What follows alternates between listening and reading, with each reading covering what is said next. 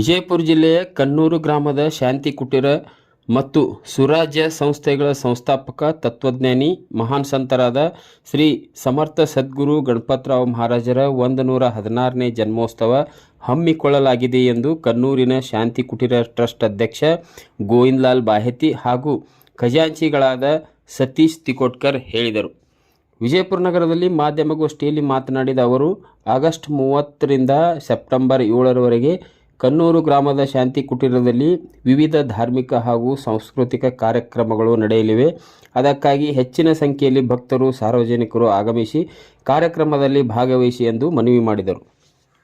ಮೈ ಮುದುಡಿಸ್ಕೊಂಡ್ಬಿಡ್ತಿದ್ರು. ಯಾಕಪ್ಪ ಇವ್ರು ನನ್ನ ಬಗ್ಗೆ ಬರೀತಾರೆ ಅಂತೇಳಿ, ಅಂದರೆ ಅಷ್ಟು ಎಲೆ ಮರೆ ಕಾಯಿ ಅಂತ ಎಲ್ಲ ಕಡೆಗೂ ಅವರು ತಮ್ಮ ಜ್ಞಾನ ಪ್ರಚಾರವನ್ನು ಇಡೀ ಭಾರತ ತುಂಬ ಮಾಡಿದ ಅವರ ಮುಂದೆ ಎಂದೂ ಬರಲಿಲ್ಲ. ಅವರು ಎಲ್ಲ ಅಂದರೆ ರಾಮಕೃಷ್ಣ ಹೆಗಡೆ ಆಗಲಿ ಅಥವಾ ಅಣ್ಣಾ ಹಜಾರೆ ಭಾಳಷ್ಟು ಜನರು ಬಂದವರು, ರಾಜೀವ್ ದೀಕ್ಷಿತ್ ಆಗಲಿ, ಅನಂತ್ ಕುಮಾರ್ ಆಗಲಿ, ಬಹಳ ಜನ ಬಂದು ಹೋದರು ಮತ್ತು ದೊಡ್ಡ ದೊಡ್ಡ ಅಧಿಕಾರಿಗಳು ಬಂದರು. ಎಂದೂ ಮಹಾರಾಜರು ಅವರ ಅಧಿಕಾರಕ್ಕೆ ಅಥವಾ ಅವರ ರಾಜಕಾರಣಕ್ಕೆ ಎಂದೂ ಮಹತ್ವ ಕೊಡಲಿಲ್ಲ. ಬಂದವರೆಲ್ಲರಿಗೂ ಬರಲಿ ಬರೀ ಮಾತಾಡಿಸಿ ಟೈಮ್ನಿಂದೆಲ್ಲ ನಡೆಸ್ಕೊಡ್ತಿದ್ರು. ಆಮೇಲೆ ತಾಯಿ ಸೇವಾ ಅದು ನಾನು ವಿಶೇಷವಾಗಿ ಹೇಳಲೇಬೇಕು. ಯಾಕಂದರೆ ಮಹಾರಾಜರ ತಾಯಿಯವರು 95ನೇ ವಯಸ್ಸಿನಲ್ಲಿ ದೇಹ ಬಿಟ್ಟರು. ಮತ್ತು ಒಂದು ವಿಶೇಷ ಅಂದರೆ ಮಹಾರಾಜರು ಎಲ್ಲೂ ಪ್ರವಚನಕ್ಕೆ ಹೋದ್ರು ತಮ್ಮ ತಾಯಿಯವ್ರನ್ನ ಕರ್ಕೊಂಡು ಹೋಗಿ ತಮ್ಮ ಬಾಜುಕೆ ಕೂಡಿಸ್ಕೊಳ್ತಿದ್ರು. ಅವರು ಪಾಪ 80, 85, 90 ವಯಸ್ಸಾದ್ರೂ ಅವರು ಬಾಜುಕೆ ಕೂಡ್ತಿದ್ರು. ಅವ್ರ ವಯಸ್ಸಿನ ಪ್ರಕಾರ ಅವರಿಗೆ ಕೂಡ್ಲಿಕ್ಕೆ ಆದ್ರೂ ಹಂಗಾಗಿ ಕೂಡಿಸ್ಕೊಂಡು ಮಾಡ್ತಿದ್ರು. ತಾಯಿ ಸೇವೆ ಮಾಡೋದು ಅಂದರೆ ನಾವು ಪ್ರತ್ಯಕ್ಷ ನೋಡಿದ್ದೀವಿ. 8-9 ಊಟ ಮಾಡಿ ಮಾಡ್ಕೊಂಡ್ರೆ ಅಜ್ಜಿ ಮಹಾರಾಜರ ತಾಯಿ ರಾತ್ರಿ 2-3 ಕೈಗೆ ಸಾಗಿಬಿಡೋದು. ಎತ್ತರ ಆದ ಕೂಡಲೇ ಮಹಾರಾಜ ಬಂದು ಕೂತು ಅವ್ರ ಕಾಲು ಒತ್ತಿ ಅವ್ರ ತಲೆ ಇದು ಮಾಡಿ ಅವಾಗ ನಿದ್ದೆ ಬಂದಿಲ್ಲೇನು ಮಲ್ಕೊಳ್ಳವ ಅಂಥೇಳಿ ಅವ್ರು ಸೇವಾ ಮಾಡಿ ಮುಂದೆ ಹೋಗ್ತಿದ್ರು. ಹೀಗಾಗಿ ಮಾತೃಭಕ್ತಿ ಏನದಲ್ಲ ಅದು ನಾವು ನೋಡ್ಲಿಕ್ಕೆ ಸಿಗ್ತದೆ. ನಾವು ಉಳಿದವರೆಲ್ಲ ಮಹಾತ್ಮರ ಮಾತೃಭಕ್ತಿ ಬಗ್ಗೆ ಕೇಳಿದ್ದೇವೆ, ಬಟ್ ನಮ್ಮ ಮಹಾರಾಜರ ನಮಗೆ ನೋಡ್ಲಿಕ್ಕೆ ಸಿಗ್ತದೆ. ಅದರಲ್ಲಿ ಉದ್ಘಾಟಕರಾಗಿ ಜ್ಞಾನ ಯೋಗಾಶ್ರಮದ ಬಸವಲಿಂಗ ಸ್ವಾಮಿಗಳು, ಬಸವಲಿಂಗ ಮಹಾಸ್ವಾಮಿಗಳು, ಷಡ್ಮುಗಾರೂರ ಮಠದ ಪರಮಪೂಜ್ಯ ಶ್ರೀ ಅಭಿನವ ಸಿದ್ಧಾರೂಢ ಸ್ವಾಮಿಗಳು, ಶ್ರೋತ್ರಿಯ ಬ್ರಹ್ಮನಿಷ್ಠ ಸೋಮನಾಥ ಶಿವಾಚಾರ್ಯ ಸ್ವಾಮಿಗಳು, ಗುರುಮಠ ಕನ್ನೂರು ಇವರು ಬಂದು ಉದ್ಘಾಟನೆ ಮಾಡ್ತಾ ಇದ್ದಾರೆ. ಅದರ ನಂತರ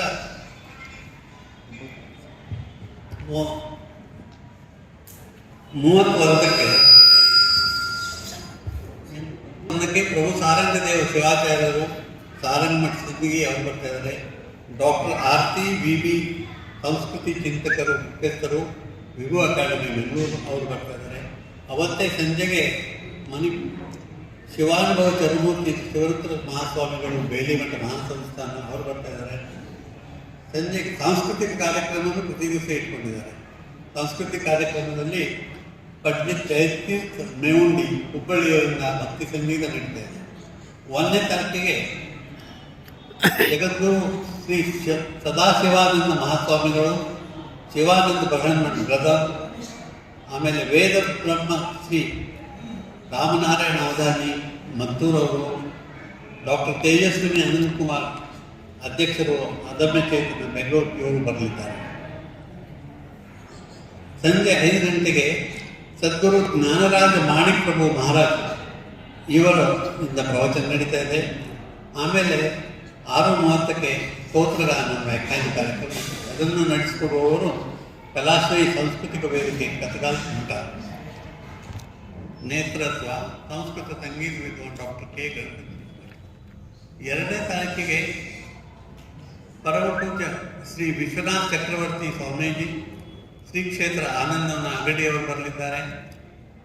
ಅವತ್ತೇ ಬೆಳಗ್ಗೆ ಪರಮಪೂಜ್ಯ ಸ್ವಾಮಿ ಮಂಗಲನಾಥಾನಂದ ಅಧ್ಯಕ್ಷರು, ರಾಮಕೃಷ್ಣ ಮಾದಿಹಳ್ಳಿ ಅವರು ಬರ್ತಾರೆ. ಸಂಜೆ 5 ಗಂಟೆಗೆ 2ನೇ ತಾರೀಕಿಗೆ ಪರಮಪೂಜ್ಯ ಶ್ರೀ ಮುರಳಿ ಭಯ್ಯ ಜಾಜು ಇವರಿಂದ ಮರಾಠಿಯಲ್ಲಿ ಪ್ರವಚನ, ಹಾಗೆ ಶ್ರೀ ವಿವೇಕ್ ಶ್ರೀಕಾಂತ್ ಸಬ್ನೀಸ್ ಬೆಂಗಳೂರು ಇವರಿಂದ ಪ್ರವಚನ. ಸಾಂಸ್ಕೃತಿಕ ಕಾರ್ಯಕ್ರಮದಲ್ಲಿ ಕರ್ನಾಟಕ ಕಲಾಶ್ರೀ NK ಮೋಹನ್ ಕುಮಾರ್ ಇವರಿಂದ ಕಾರ್ಯಕ್ರಮ. ಸಹೋದರರು ಈಗ ಸದ್ಯಕ್ಕೆ ನಮ್ಮ ಟ್ರಸ್ಟಿಗಳಿದ್ದಾರೆ. ಸತೀಶ್ ತಿಗೋಡಿ ಅವರು ನಮ್ಮ ಶಾಂತಿ ಟ್ರಸ್ಟ್ನ ಖಜಾಂಚಿಗಳು, ಶ್ರೀ ಶ್ರೀನಿವಾಸ್ ಬಾಹೇಗಿ ಅವರು ನಮ್ಮ ಕಾರ್ಯಕಾರಿ ಸಮಿತಿಯ ಸದಸ್ಯರು, ನಮ್ಮ ಟ್ರಸ್ಟ್ನ ಸಮಸ್ತ ಗಣಪತರಾವ್ ಮಹಾರಾಜ್ ಶಾಂತಿ ಮಂದಿರ ಕನ್ನೂರು ಟ್ರಸ್ಟಿನ ಅಧ್ಯಕ್ಷರು ಸನ್ಮಾನ್ಯ ಶ್ರೀ ಗೋವಿಂದ ಬಾಹೇಗಿ ಅವರು. ಬಾಹೇಗಿ ಅವರ ಕುಂತಿ ನಮ್ಮ ಮಹಾರಾಜರ ಅನೇಕ ವರ್ಷಗಳಿಂದ ಕಲಿಕಲಾಂತರಿಂದ ಸೇವೆ ಮಾಡ್ಕೊಂಡು ಬಂದಿದೆ. ಮಹಾರಾಜರ ಬಗ್ಗೆ, ಅವರ ಜೀವನ, ಅವರ ಚರಿತ್ರ, ಅವರ ಬೋಧದ ಬಗ್ಗೆ ಸನ್ಮಾನ್ಯ ಶ್ರೀ ರಮೇಶ್ ಅಣ್ಣವರು ಬಹಳ ಚೆನ್ನಾಗಿ ವಿವರಣೆ ಮಾಡಿದ್ದಾರೆ. ಕೆಲವು ವಿಭೋಧ ಪಾಯಿಂಟ್ಸ್ಗಳನ್ನು ನಾನು ಹೇಳಲಿಕ್ಕೆ ಇಷ್ಟಪಡ್ತೀನಿ.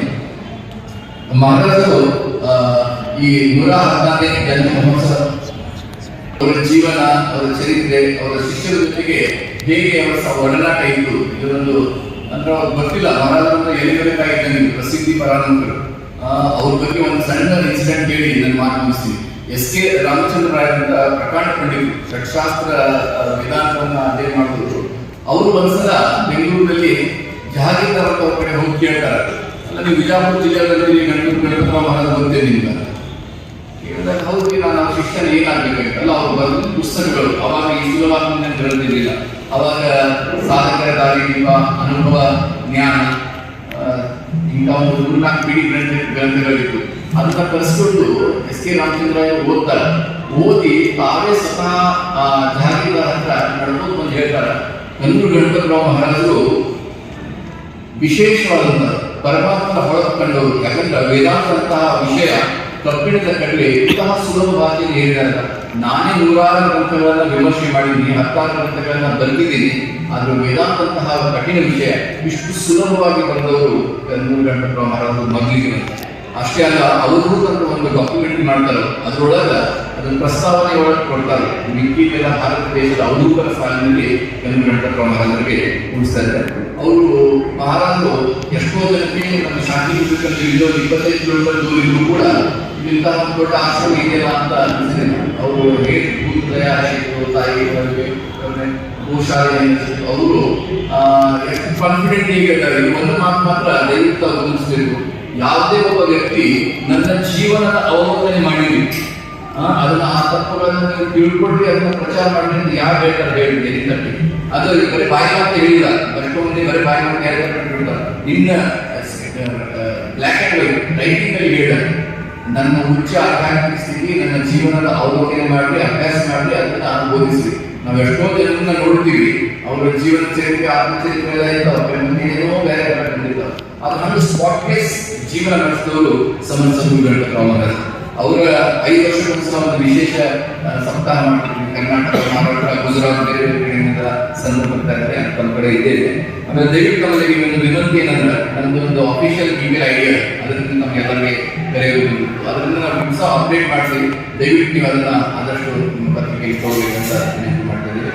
ವಿಶೇಷ ಅಂಕಿ ಕೂಡ ಕನ್ನಡ ಹಾಗೂ ಮರಾಠಿ ಭಾಷೆಯಲ್ಲಿ ಸುಮಾರು 1978ರಿಂದಲೇ ಅದು ಪ್ರಾರಂಭವಾಗಿದೆ.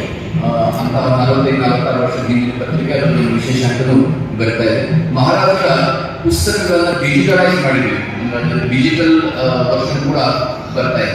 ಅಂದ್ರೆ ಅವರು ಮಹಾರಾಜರು ಕೇಳ್ತಾ ಇರ್ತಕ್ಕಂತಹ ಪದ್ಯಗಳನ್ನ ಅವರು ಬಹಳ ಕಷ್ಟಪಟ್ಟು ಅದನ್ನ ಸಂಗ್ರಹ ಮಾಡಿದ್ದನ್ನ ಅದನ್ನ ಮತ್ತೆ ಡಿಜಿಟಲೈಸ್ ಮಾಡ್ತಾರೆ. ಅವ್ರ ಪುಸ್ತಕಗಳ ಆಡಿಯೋ ಬುಕ್ ಆಗೋದು, ಬೇರೆ ಬೇರೆ ಡಿಜಿಟಲೈಸ್ QR ಕೋಡ್ ಅನ್ನು ಬಳಸಿ, ಅಂದ್ರೆ ಆಧುನಿಕ ತಂತ್ರಜ್ಞಾನ ಉಪಯೋಗಿಸಿ ಮಹಾರಾಜ ತತ್ವ ಜಗತ್ತಿನಾದ್ಯಂತ ಆಗಲೇ ಹೇಳಿದ ಸುಲಭ ಆತ್ಮಜ್ಞಾನ 12 ಭಾಷೆಗಳಲ್ಲಿ ಅವೈಲೇಬಲ್.